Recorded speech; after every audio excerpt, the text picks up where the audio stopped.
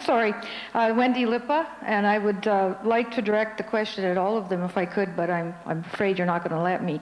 But Mr. Shostak indicated in his opening remarks that he is a professor, and therefore I would assume holds a PhD.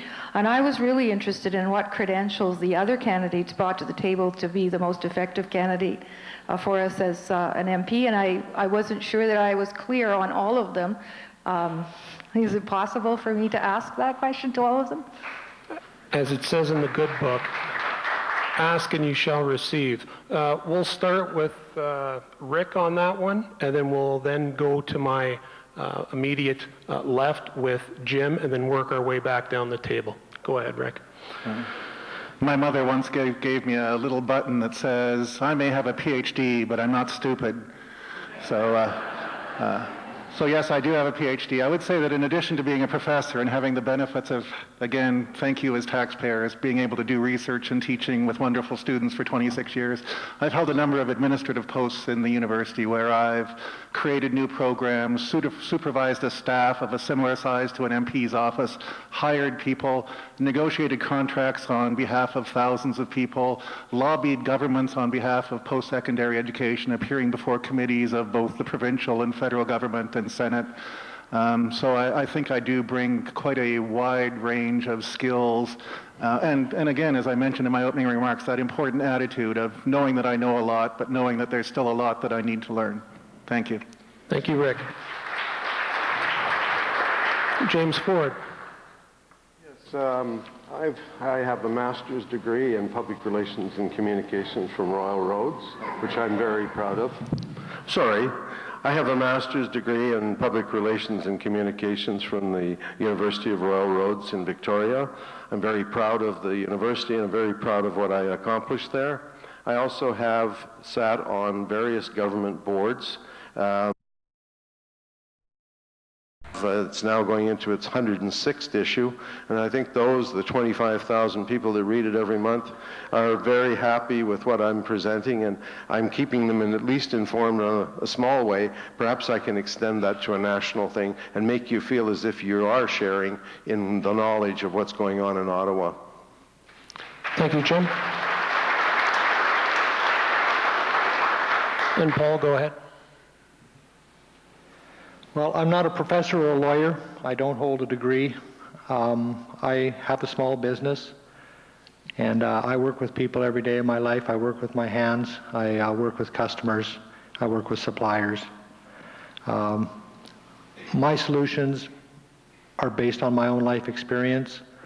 I didn't read about these things in books. I experienced things. I've traveled quite a bit. I've lived in the United States for quite some time. I've lived in some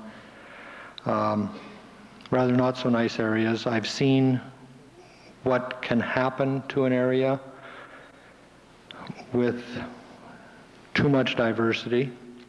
I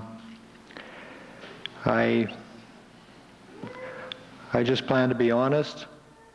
I plan to do as I feel that I should be doing, and that I do the will of the people that elected me. Thank you. Thank you, Paul. Tim Uppal, go ahead. Thank you. I've my accreditation as a mortgage manager with TD Canada Trust, and had some business experience, and also ran a youth group and worked with a number of other organizations. From that, Prime Minister had appointed me to being the acting chair of the Health Committee, the chair of the Neurological Disorders Committee, and also sit on the Immigration Committee and on 2 ministerial advisory councils. So that's the experience that I bring, that I've gained in the last while in Parliament as well, and also going forward. Thank you. Thanks, Tim. Chris, go ahead. Thanks. I have a diploma for materials engineering, and as well as I've worked as a foreman in a plant for over 7 years, and I was also a shop steward, and as well as I was on the pension plan committee. So all of those things, I learned a lot about, I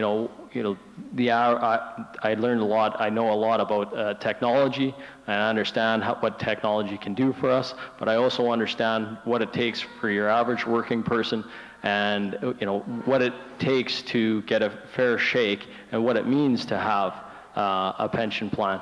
And right now I'm working as an electrician, and I've completed my training for solar installing. I want to start a business with solar installing. But most of all, I take pride in educating myself and being very aware. And the time that I spent working with the Sierra Club and also my own personal experience, one thing that I feel that I bring that perhaps some of the other candidates may not, is a vision for the future and understanding where we are right now and where we need to go.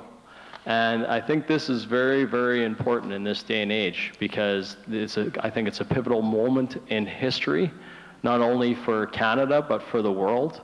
And that unless you have a person that understands that, and you understand what's at stake, but also how we can find a way out of this situation and the opportunities that are there, and someone that has a real vision for the future, then you won't really see the kind of results that you need.